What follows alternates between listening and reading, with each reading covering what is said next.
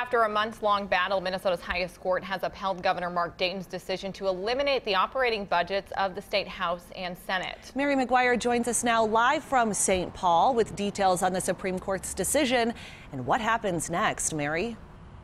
Well, Kim, in that decision that was released today, the Minnesota Supreme Court upholds Governor Dayton's veto, his line item veto of the legislature's budget, but they declined to make any ruling on whether or not what Governor Dayton did was constitutional. They say that the legislature should have enough money to run until February, where they will reconvene back here in St. Paul. Now, this final ruling comes after a months-long fight dealing with the legislative funding and the state budget. That began back in May.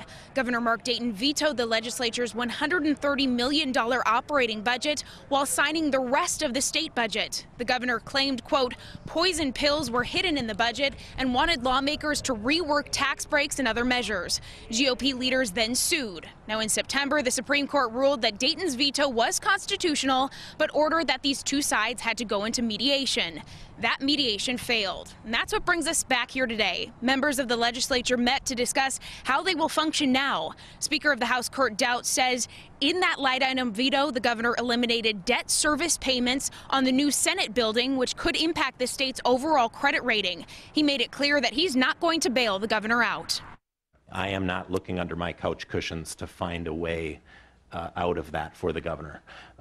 He needs to understand that his decisions do have consequences. It's not, and let's remind folks that it's not just missing a debt service payment on the Senate building that could put the state's credit rating at risk. He has now vetoed two pension bill fixes. Now, in a written statement, the governor said that he is very pleased with the court's ruling and added that the legislature has at least $26 million to keep running until February, so they, quote, have no reason to resume negotiations to restore its vetoed funds and to correct its excessive special interest tax reductions, which jeopardize Minnesota's future financial stability. Now, the session will resume again on February 20th, but it's not like the legislature can go back and make any changes to that bill that was already passed in 2017.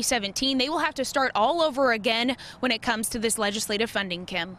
All right, Mary McGuire reporting live in St. Paul for us. Thank you.